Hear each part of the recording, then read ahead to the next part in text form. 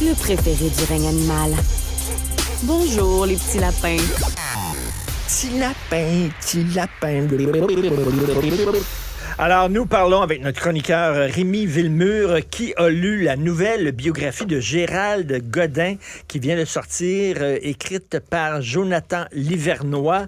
Alors, je la montre ici. J'étais hier justement dans un Renaud-Bré pour le lancement du roman de Joseph Facal et j'ai vu ce livre-là que j'ai feuilleté. Salut. Salut. Il est considéré par certains, la gauche multiculturelle, il est quasiment considéré comme un saint. Ouais. Gérald Godin. Est-ce qu'on a tendance à trop dorer son image avec le temps, là? Ben, c'était la question que je me posais avant que le livre ne sorte. Et quand j'ai vu le livre sortir, je me suis dit, enfin, on va creuser là-dedans. Et l'auteur n'évite pas le débat. Donc, tu viens de le rappeler, là, il y a un débat autour de la figure, de l'héritage de Gérald Godin. D'un côté, on a les progressistes qui nous disent, c'est le visage de l'inclusion. Avant l'ère de l'inclusion, c'est le visage de l'ouverture. C'est la preuve qu'on peut aussi rallier les immigrants à la cause souverainiste. Et d'un autre côté, on a des nationalistes plus conservateurs qui disent, écoutez, la preuve n'a pas été faite, là.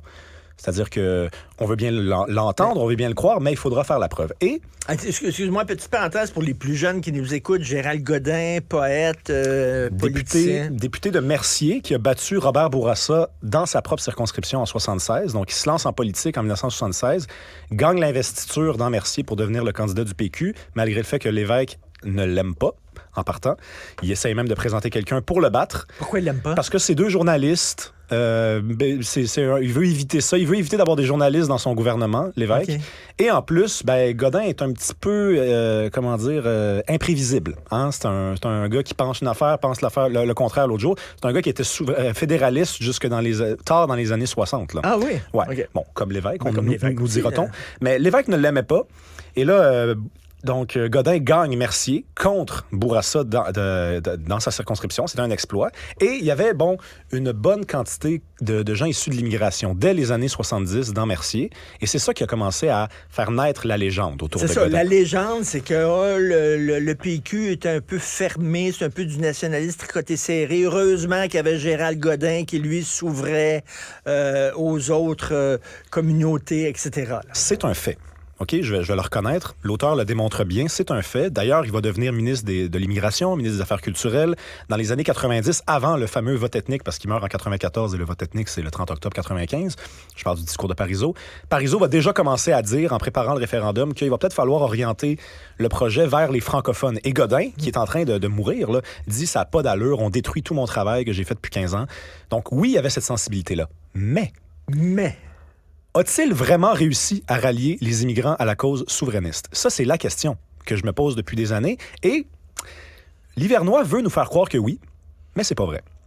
C'est pas vrai, ni à la cause souverainiste, ni même au PQ. Parce que en 76, dans Mercier, il va chercher combien du vote immigrant? On dit 32% des nouveaux arrivants votent pour le PQ dans Mercier. Bon, 32%, c'est 1 sur 3.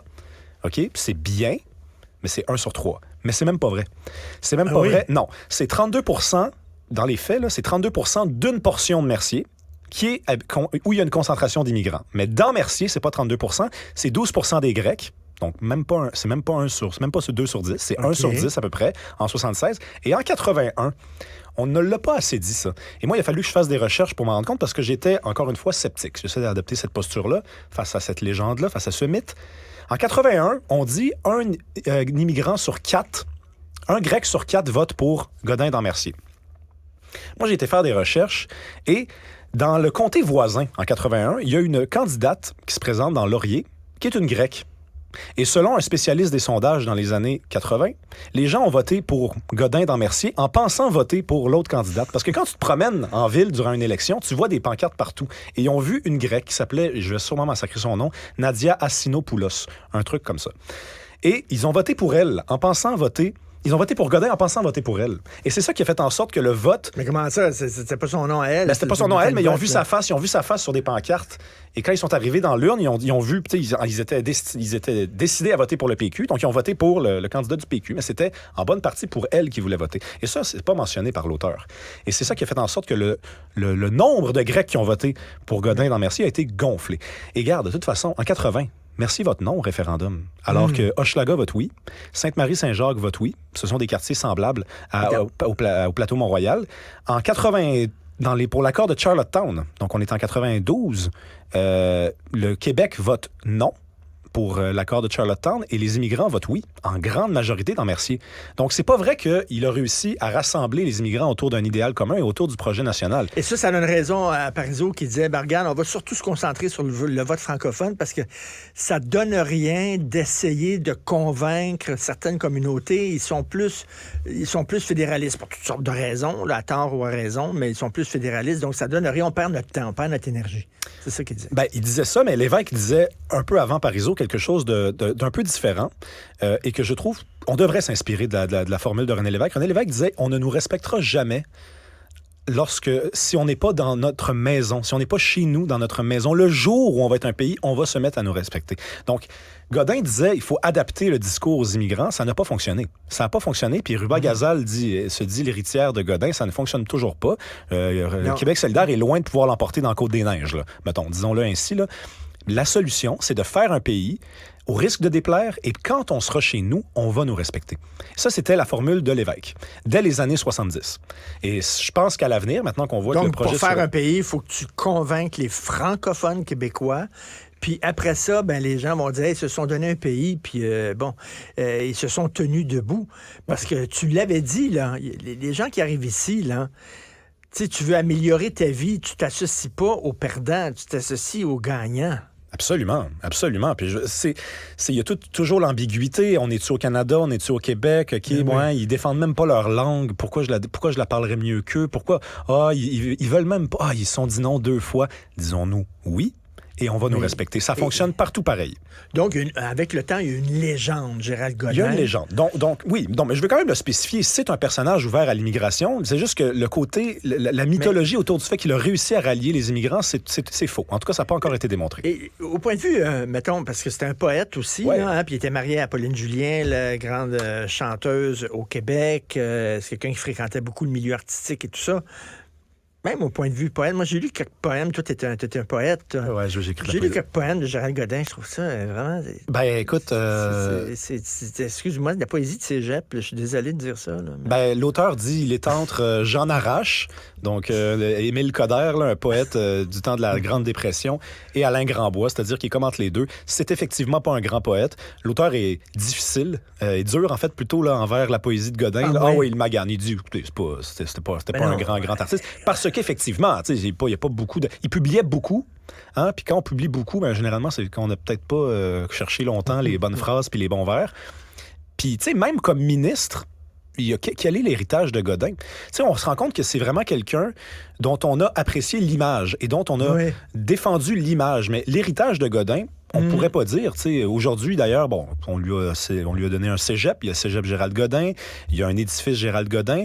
Mais on peut pas vraiment dire c'est Godin est derrière cette loi-là. Godin a fait ça. Ça, c'est à cause de Godin. Pas vraiment. Vraiment. On lui fait dire des choses, des fois, qu'il n'a peut-être pas dites, ou en tout cas, on lui donne une importance qu'il n'a peut-être pas eu non plus tant que ça dans l'histoire du Québec. Mais je recommande le livre, en tout cas.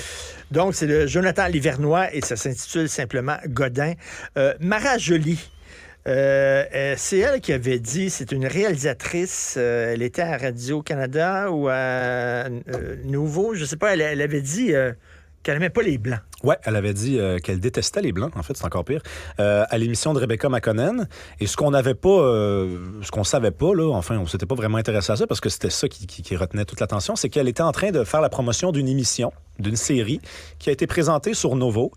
Une série... Après le déluge. Après le déluge. Et il y a 2 semaines, j'ai lu que la série avait attiré peut-être les pires codes d'écoute de l'histoire de la télévision au Québec. On parle d'à peu près... on parle d'à peu près 170 000 auditeurs, téléspectateurs pour une série de fiction. Là. C'est vraiment très, très, très, très peu. Là. Généralement, on sait autour de 400 000, 500 000, 600 000. C'est même pas des si bonnes codes d'écoute. C'est un échec. C'est un échec total. Et c'était quoi, probablement, après le déluge?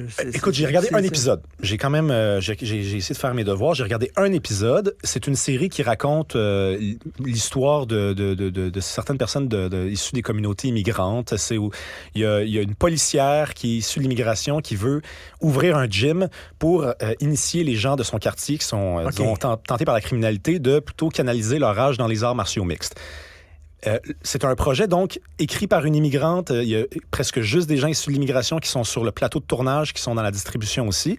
Écoute, ça me rappelle le texte dans Le Devoir qui disait on devrait faire des émissions de télé pour les immigrants. Ben, écoute, c'est ça. Pendant que quelqu'un le souhaitait, elle était en train de faire la promotion de son émission et c'est un échec total. Et pourtant, Nouveau reconduit la série pour une deuxième saison parce que c'est politique. C'est un choix politique. C'est un choix idéologique. C'est un choix idéologique, mais tu sais, c'est quand même... Si c'était une autre série sur un autre thème que ça... Non, mais avec des codes d'écoute comme ça, généralement, on tire la plug tout de suite. C'est fini, finito. Là, puis c'est difficile après de représenter sa série chez un diffuseur. Là, on la relance parce que, c'est parce qu'on a de l'argent pour ça. T'sais, on a de l'argent pour ça. Les gens ne la regarderont pas, par contre, mais elle va être diffusée. C'est quand même un peu froid. Là. Tu vas être chez toi, là, puis elle va jouer en arrière, puis tu vas y faire dos à la série, tu vas être comme ça. Là. Ça, c'est à Nouveau, ça. C'est à Nouveau, ouais.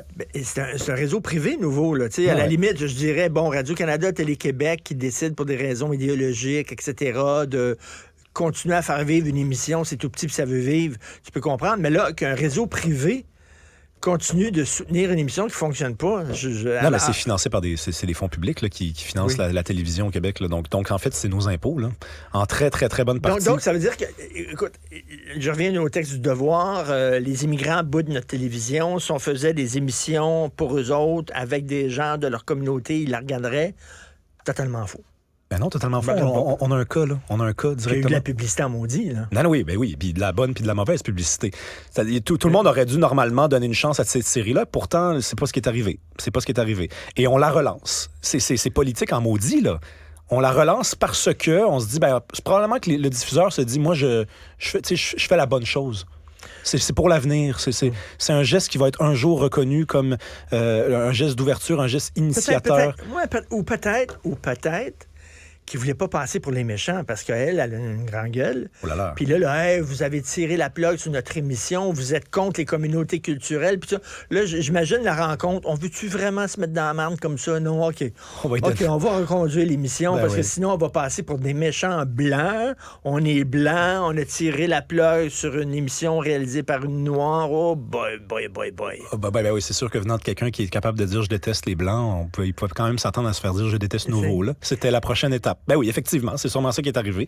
Mais en tout cas, écoutez, moi, je vais essayer de regarder un deuxième épisode. Moi, je ne veux pas porter de jugement. C'était pas mon genre de série. Mais je voyais quand même qu'il y avait des lacunes. Je veux dire, les comédiens, il n'y avait pas d'expérience. Ça ressemblait à une série tournée dans le cadre d'un cours au cégep. Là. Mais j'ai hâte de voir l'ombudsman de Radio-Canada. J'imagine qu'il va trancher sur cette... Tu sais, parce qu'on disait... aux animateurs et animatrices de Radio-Canada, si un de vos invités commence à dire certains mots, puis tout ça, il faut les rappeler à l'ordre. Alors, elle, quand elle a dit « je déteste les Blancs », selon les règles de Radio-Canada, l'animatrice, Rebecca McGannon, elle aurait dû dire « non, faites Ariel ». Ah oui, Ariel. Elle trouvait ça drôle. Puis la semaine d'après, elle avait commencé son émission en revenant, en disant « je vais revenir sur ce qui s'est passé ». Je pense qu'elle avait fait un commentaire de 12 secondes, elle s'excusait pas, elle a plutôt défendu la pluralité des voix en disant « moi, je veux pas couper la parole à personne, je veux que tout le monde puisse s'exprimer ». C'est de la haine, là. La fille, là. C'est de la haine. Oui. Je déteste les Blancs. Il n'y a rien de plus raciste que ça. C'est quand j'étais jeune, puis j'étais en Afrique du Sud, puis en Afrique du Sud, les Blancs, blablabla, c'est pas la même chose, etc. C'est ce qu'elle disait, là. Ben oui, tout à fait. Merci beaucoup, Rémi. Bon week-end, Rémi Villemure. Salut.